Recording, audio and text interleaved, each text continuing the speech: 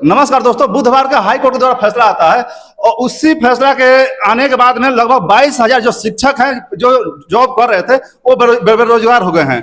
उसी मुद्दा बात करने के लिए हम आए हैं आज रहमान सर पास। सर आपका स्वागत है। बहुत बहुत धन्यवाद। बहुत बहुत सर, हाई कोर्ट का फैसला आता है, उसके बाद में जो व्यक्ति जॉब कर रहा था, जो भी शिक्षक बने हुए थे, उन लोगों को वहां से निकालने का आदेश आता है कि उन लोगों को नौकरी से निकाल दिया जाए। सर इस बात क्या है? देखिए, ये केस 2018 में चल रही थी, सुप्रीम कोर्ट चल रही थी। सुप्रीम कोर्ट के आदेश के आलोक में हाई कोर्ट का माननीय सुप्रीम कोर्ट के आदेश के आलोक में माननीय हाई कोर्ट का ये आदेश है। 22,000 जो बीएड धारक थे उनको डीएलएड से अलग कर दिया गया है।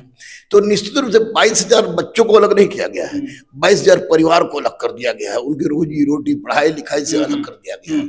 तो ये बहुत ही दुखदायी खबर है हम लोग के लिए भी, उनके लिए भी पहाड़ टूटता होगा। लेकिन सबसे बड़ी बात है कि ऐसी गलती बार बार होती क्यों है? तो ऐसी गलती बार बार होने का सबसे बड़ा कारण कि अधिकारी लोगों का मनमानापन और अधिकारियों का मनमानापन, बिना कुछ सोचे समझे जाने जांचे के परिणाम देखे ये लोग कोई ना कोई तड़ातड़ डिसीजन परीक्षा ले लेते हैं, तड़ातड़ काम कर देते हैं। चलिए 2006 में तो अतुल प्रसाद सर नहीं थे, लेकिन अतुल प्रसाद सर अभी जो रिजल्ट दिए, जितना जल्दीबाजी में रिजल्ट दिए, उसके बाद फिर सेकंड फेज वाला शुरू हो गया। आज प्रधानाध्यापक था, क्वेश्चन का पैटर्न बहुत शानदार था, परीक्षा बहुत शानदार ढंग से की गई, लेकिन रिजल्ट देने में बहुत जल्दीबाजी की जाएगी। और इसलिए जरूरी है मेरा कहना कि आप कोई चीज का परीक्षा ले रहे हैं तो आप पहले से निर्णय को देख लीजिए कि इसमें कुछ केस चल तो नहीं चल रहा है, कुछ चल तो नहीं रहा है। उसमें 4 लाइन लिख दीजिए कि आपकी नियुक्ति उस समय मान्य होगी यदि सुप्रीम कोर्ट के या माननीय न्यायालय के द्वारा अगर कोई आदेश आता है तो आपको पद से हटाया भी जा सकता है। ये 2 साल 3 साल 4 साल 5 साल नौकरी करके ऐसा है कि 2 साल 3 साल 4 साल बोल रहे हैं, ऐसा एक खाना लोग खा लिया है मुंह में, उसको अंगुली से उसको निकाला जा रहा है, ऐसा नहीं लग रहा है? देखिए, अंगुली से निकाले या डंडा से निकाले मतलब ये नहीं है। मतलब है कि एक रोजगार को बेरोजगार कर दिया गया है। उस परिस्थिति में जबकि वो एक लंबे समय से नौकरी किया, शादी ब्याह बाल बच्चा सब कुछ हुआ, उसका पूरा परिवार उस पर आश्रित हो गया और आज बेचारा कहीं का नहीं रहा। तो निश्चित रूप से गलत हुआ है और मैं बच्चों से अनुरोध करूंगा, मैं सरकार से अनुरोध करूंगा कि इन बच्चों के, इन परिवारों के हित के लिए वे सुप्रीम कोर्ट में पुनर्याचिका दे। में भी पॉसिबल है कि सुप्रीम कोर्ट क्या लगता है कि वो लोग देंगे तो क्या? देखिए, देंगे तो क्या लगता है तो सुप्रीम कोर्ट के आदेश को हम नहीं बता सकते हैं, लेकिन राइट टू लाइफ के अंतर्गत अगर सरकार बहुत बढ़िया ढंग से मामला को रखती है, ये इनका वकील, बच्चों का वकील बहुत बढ़िया ढंग से रखता है तो हो सकता है कि हो जाए, हो सकता है। लेकिन अभी फिलहाल ये छट चुके हैं बेचारे, छट चुके हैं। क्योंकि पीछे भी देखा गया बिहार दरोगा में भी ऐसा कुछ मामला आया था सर, उस पर देखिए दरोगा में मामला आया था कि 160 बच्चे ऐसे थे जो अयोग्य थे, दरोगा बनने वाले नहीं थे, दरोगा बन गए थे। तो जो योग्य थे उन्होंने केस किया था तो हाई कोर्ट में हार गए थे।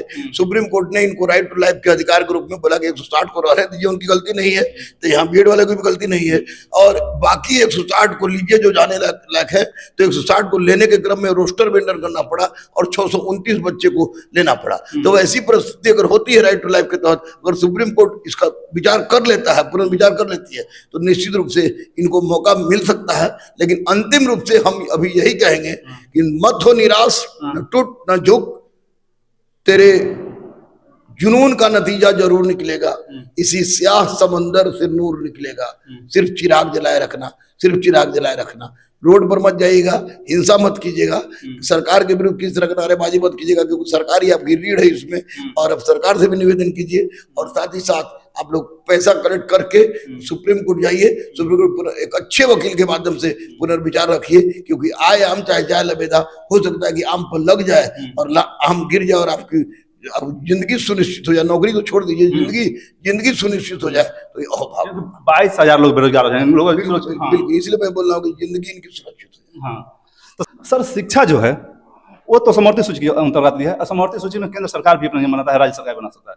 क्या इस पर राज्य सरकार कुछ कर सकती है? देखिए, राज्य सरकार कभी नहीं चाहेगी कि 22,000 बच्चे बर्बाद हो जाए, वो नहीं चाहेगी। लेकिन मामला सुप्रीम कोर्ट का और हाई कोर्ट ने सुप्रीम कोर्ट का आलोक में दिया है, तो राज्य सरकार भी अपील ही कर सकती है और बच्चे भी अपील ही कर सकते हैं। अब कोई नया कानून बना दे सुप्रीम कोर्ट से परे होकर, तो ये बिल्कुल हमको दुरूह कार्य लग रहा है, ऐसा हमको नहीं लग रहा है। अब अपील करें, शायद सुप्रीम कोर्ट के मन में ऐसी बात आए तो इनको जिंदगी मिल जाए। घबराइएगा मत और इनके लिए भी जिस तरह कहा जा रहा है कि 22,000 डीएलएड वालों को बहाल कीजिए, तो उसी तरह इन जो 22,000 जो है 22,000 जिनको बेकार कर दिए गए हैं, इनको भी कहीं ना कहीं आप समायोजित कर दीजिए, तो हो सकता है कि समस्या का निराकरण हो जाएगा। डीएलएड पर अभी जो बात हो रही है, बार बार ऐसा हो रहा है कि 43 आने वाला था जो सेकंड फेज में, अब उसको सर बढ़ा दिया गया, डट के बोला गया कि एक साथ में लगभग 20,000 का मांग किया जा रहा है कि एक साथ। देखिए 4700 सप्लीमेंट्री रिजल्ट की बात कर रहे हैं, और अब माननीय अतुल बाबू सप्लीमेंट्री और अन रिजल्ट में अंतर बता रहे हैं। ऐसी कोई बात नहीं है, चुपचाप बिना लेट किए हुए, बिना देर किए हुए 4700 नहीं, कम से कम 20,000 सप्लीमेंट्री रिजल्ट दे, 20,000 सप्लीमेंट्री कम से कम 20,000 दे, ताकि बच्चों के जख्म पर मलहम लग सके और बच्चे अतुल बाबू जिंदाबाद कर सके, क्योंकि 4700 ऊंट के मुंह में जीरा है, इससे बच्चों को कुछ फायदा होने नहीं जा रहा है। 4700 ये देखने में भी मतलब गजब सा लग रहा है। 4700 नहीं, इससे 4700 वैसे बच्चे का होगा कि जिनको ऑलरेडी किसी न किसी कारण से वो छठे उनका हो जाएगा। तो जो बेचारे फॉर्म नहीं भरे हैं सेकंड फेज में, क्योंकि एकदम कट ऑफ पॉइंट पर थे, उनके कारण छट रहे थे, किसी और कारण छट रहे थे, उनको कोई फायदा नहीं होगा इससे।